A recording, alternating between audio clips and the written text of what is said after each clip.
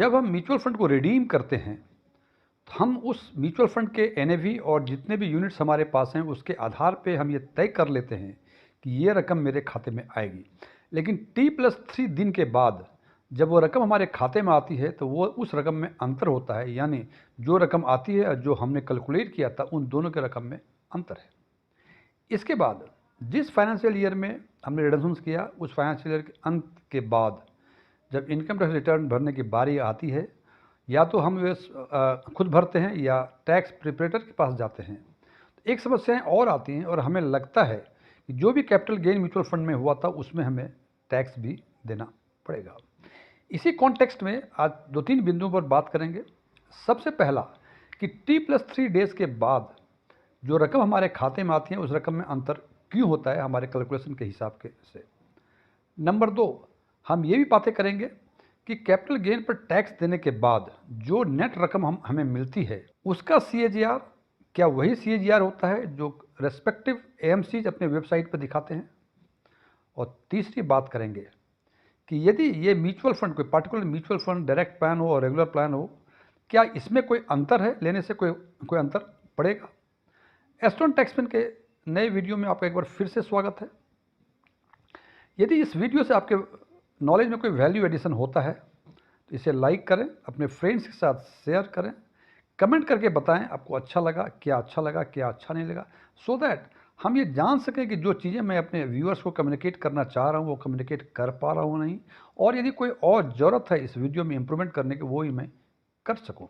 और यदि आप इस चैनल पे पहली बार विजिट कर रहे हैं तो इसको सब्सक्राइब भी करें और सब्सक्राइब बटन के बगल में जो बेल आइकन है उसको भी पुश करें ताकि हमारे सभी नए वीडियो की नोटिफिकेशन आपको मिलती रहे। मेरा नाम DM झा है। इन तीनों बिंदुओं को समझने के लिए एक हम लाइव एग्जाम्पल लेंगे और इस लाइव एग्जाम्पल में हमने एक फंड को सिलेक्ट किया जो रेंडमली सिलेक्ट किया है और उस फंड का नाम है Motilal Oswal mid cap fund. Friends, इस पर आगे चर्चा करने के पहले बता दूं कि ये कोई प्रमोशनल वीडियो नहीं है। आप ये ना समझें मैं Motilal Oswal mid cap fund का प्रमोट कर रहा हूँ। तो बातें कर रहा था कि Motilal Oswal mid cap fund का को हमने शॉर्टलिस्ट किया और इसका NFO 2 फरवरी 2014 को आया था और किसी एक पर्टिकुलर इन्वेस्टर ने 1 लाख रुपए इसमें NFO में इन्वेस्ट किए और 10 रुपये पर यूनिट के हिसाब से उसे 10,000 यूनिट्स अलॉट हो गए। अब यदि हम माने कि वो इन्वेस्टर 18 अक्टूबर 2024 को रिडीम किया है तो 18 अक्टूबर 2024 को रेगुलर प्लान में जिसकी NAV थी, ये NAV थी 107.525 रुपीज़। इसका मतलब एक जो 10 रुपये की NAV 10 साल कुछ महीने पहले NFO में अलॉट हुई थी, आज के दिन में उसकी NAV 1,07,525 हो गया। और उस हिसाब से क्योंकि 10,000 यूनिट से अलॉट हुई थी तो हम समझते हैं कि हमें 10,75,250 रुपये मिलेंगे। लेकिन जनाब, ये आपने NAV और यूनिट्स को मल्टीप्लाई कर दिया, 10,75,250 रुपये जोड़ लिया, लेकिन हमने STT को इग्नोर कर दिया जो कि आज के दिन में इक्विटी पर 0.1% है और 10,75,250 रुपये का STT means security transaction tax जो कि 0.1% है और ये बनता है 1,075 रुपये 25 पैसे। इसका मतलब जो NAV और यूनिट्स को मल्टीप्लाई करने के बाद 1075 हुआ था उसमें से 1,075 रुपये माइनस हो जाएंगे और फाइनली जो आपके अकाउंट में पैसे आएंगे वो आएंगे 10,74,175 रुपये। ये हुआ रेगुलर प्लान की बात है। लेकिन यदि इसी फंड में एक दूसरे इन्वेस्टर्स ने डायरेक्ट प्लान में NFO में इन्वेस्ट किया था तो डायरेक्ट प्लान में आज के दिन में 28/10/2024 यानी 18 अक्टूबर 2024 को इसकी NAV 122.286 रुपीज़ थी और चूंकि 10,000 यूनिट्स अलॉट हुई थी इनको भी, तो इनका जो कॉर्पस बनता है जो हम सोचते हैं कितना पैसा मिलना चाहिए, इट इज 12,22,860 रुपीज़ और 12,22,860 रुपये पर 0.1% का STT माइनस करते हैं जो कि बनता है 1,222 रुपये 86 पैसे। उसको माइनस करने के बाद जो रकम आपके खाते में आती है आप देखते हैं कि वो 12,21,637 रुपये है।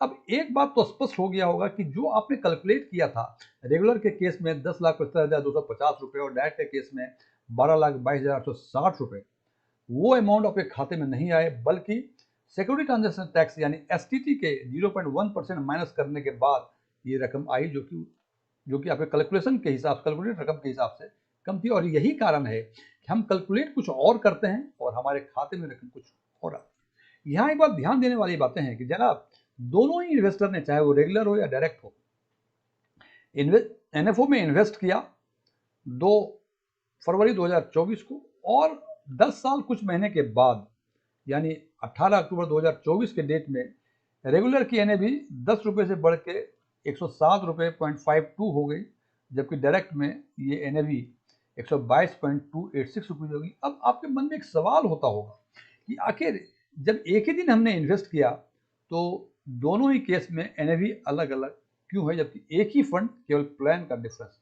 तो इसका एक ही कारण है जनाब, रेगुलर प्लान में जैसे यहाँ लिखा है TER मतलब टोटल एक्सपेंसेस रेशियो ये 1.63% है, जबकि डायरेक्ट में 0.51% है। और ये जो 0.95% सॉरी 1.05% का डिफरेंस जो ट्रांजेक्शन टोटल एक्सपेंसेस रेशियो में है, उसके कारण ही जो डिफरेंस हुआ 10,75,250 रेगुलर में, जहाँ की एक्सपेंसेस रेशियो अधिक है, और डायरेक्ट में 18,22,860 रुपये, जहाँ की टोटल एक्सपेंसेस रेशियो 0.58% है। और यही एक कारण है कि रेगुलर प्लान में आपके खाते में कुछ और पैसे आएंगे और डायरेक्ट प्लान में आपके खाते में कुछ और पैसे आएंगे, और ये दोनों ही केस में जो आपने सोचा और जो खाते में पैसे आए उसमें एक अंतर होगा 0.1% का। अब अगली बात है, हमने हमारे खाते में 10,74,000 रेगुलर के केस में और 12,21,000 डायरेक्ट केस में हमारे खाते में आ गए। हम बहुत खुश हो गए।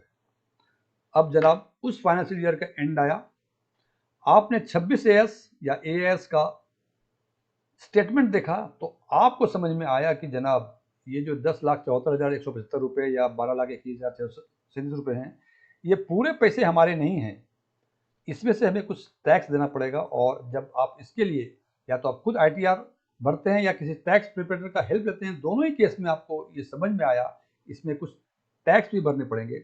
और उस टैक्स का जो भरने का कैलकुलेशन है ये रेगुलर के केस में है, जैसा कि बताया था कि 10,74,175 रुपये आपके खाते में आए थे।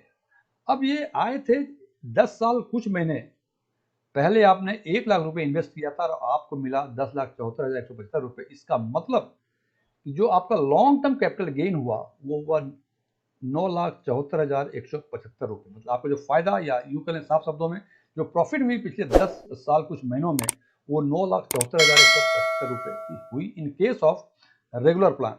ये सारी बातें हो रही हैं Motilal Oswal mid cap plan.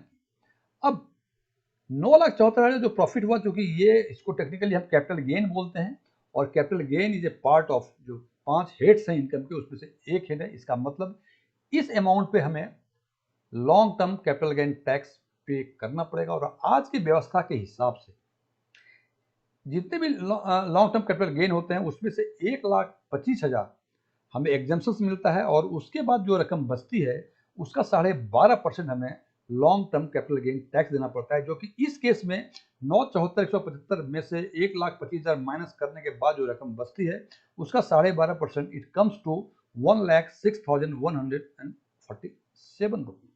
इसका मतलब जो हमें जो पूरी रकम आई, एक आई 10,74,175 रुपये खाते में आई थी, इसमें से हमने 1,06,147 रुपये हमें टैक्स दे दी। इसका मतलब जो प्रॉफिट हुआ हमें ये 9,68,028 ही हुआ, जबकि हमें लगता है कि हमें प्रॉफिट शायद 9,74,175 रुपये हुई।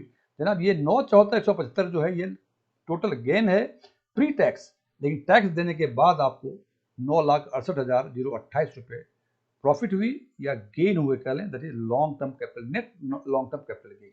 अब सवाल ये है, जो दूसरा सवाल है कि जो इससे CAGR हमने देखा कि 1 लाख रुपए आपने 10 साल कुछ महीने पहले जमा किया था रेगुलर प्लान में, और आपको आज के दिन 10,68,028 रुपये मिले। मीन्स अब इसका मतलब 1 लाख का रकम 10 साल कुछ महीनों में बढ़ के हो गया 10,68,028 रुपये। और इसको यदि CAGR कैलकुलेट भी करें, इट कम्स टू 23.61%, जो कि एक्चुअल CAGR है आफ्टर पेइंग द टैक्स।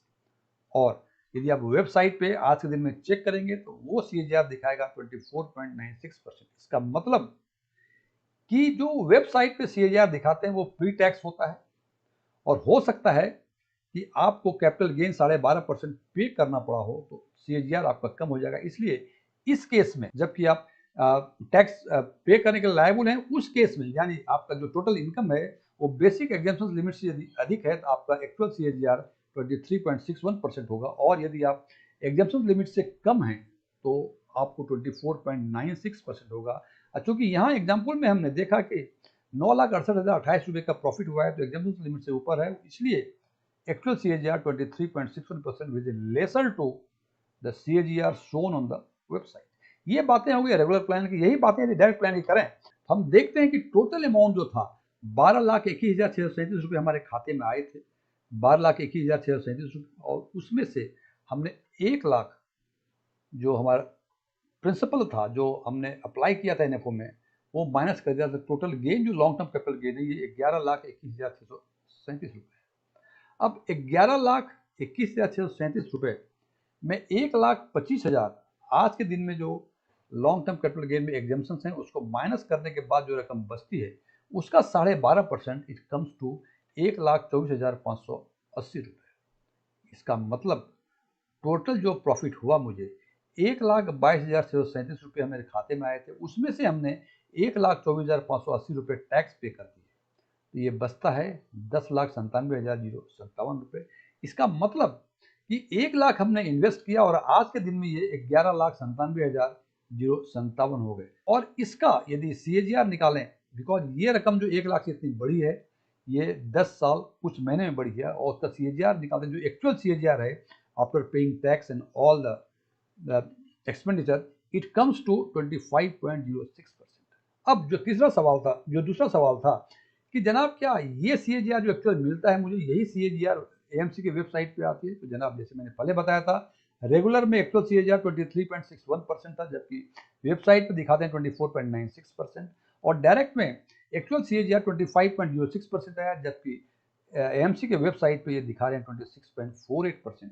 और ये डिफरेंस इसी के लिए है कि जो वेबसाइट पे CAGR दिखाते हैं वो प्री टैक्स दिखाते हैं, और हम जो एक्चुअल CAGR जो कि टैक्स पेमेंट करने के बाद जो एक्चुअल पैसे मुझे मिले उसके हिसाब से ये डायरेक्ट प्लान में 25.06 और रेगुलर प्लान में 23.61% है। अब तीसरा सवाल कि यदि रेगुलर और डायरेक्ट अलग अलग प्लान है क्या इसमें कोई फर्क पड़ता है? तो जनाब निश्चित रूप से फर्क पड़ता है। जैसे देखें कि रेगुलर प्लान में आपको जो प्रॉफिट हुआ वो 9,68,000 हुआ, और डायरेक्ट प्लान में ये करीब 11 लाख के आसपास। इसका मतलब कि आपको करीब 1,40,50,000 के आसपास एक्स्ट्रा प्रॉफिट मिला है डायरेक्ट प्लान में।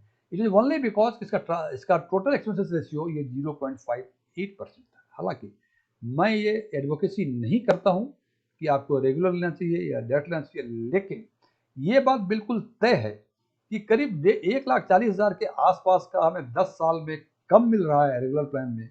यदि जो डिस्ट्रीब्यूटर हैं आपके, जो एजेंट हैं आपके, जो ब्रोकर हैं आपके, जो एडवाइजर हैं आपके, वो यदि 1.5 लाख के आसपास आपको पिछले 10 वर्षों में सेवा की है उसने, बिल्कुल आप रेगुलर प्लान लीजिए। लेकिन यदि लगता है कि आपके ब्रोकर या एडवाइजर जो भी हैं उन्होंने केवल फॉर्म AMC ऑफिस में फॉर्म पहुंचाने का काम किया है और उसी के एवज में आप 1.5 लाख रुपए को पे कर रहे हैं, तो मैं इस विचार में बिल्कुल नहीं हूँ कि हमें रेगुलर प्लान लेना चाहिए। हालांकि ये निर्णय आपको अपने फाइनेंशियल विजडम के हिसाब से लेना पड़ेगा कि आपको रेगुलर लेना है या डायरेक्ट लेना है, लेकिन दोनों ही प्लान में डिफरेंस आपके CAGR में और टोटल अमाउंट वाइज भी पड़ते हैं। अंतिम निर्णय हमेशा आपका। Thank you.